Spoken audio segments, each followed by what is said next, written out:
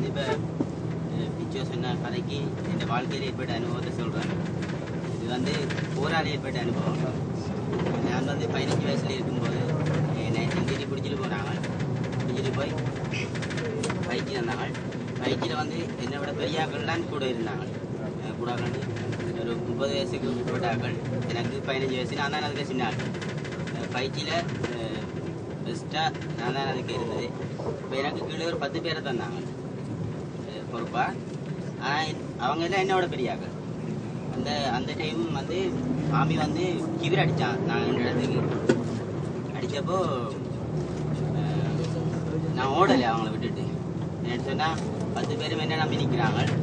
ஆனால் பயம் இருந்தது எனக்கு. ஆனால் வழிகாட்டலை. நான் பயம் வழிகாட்டலை. கிவிர் அடித்த உடனே அது என்னோட 10 பேருக்கும் விருப்பம் இல்லை.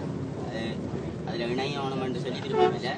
அதாக நான் ஓடினான். கிவிர் அடிச்சு முடிய ஓடினேன். ஓடைக்க அவங்களையும் கூட்டிட்டு தான் ஓடினேன்.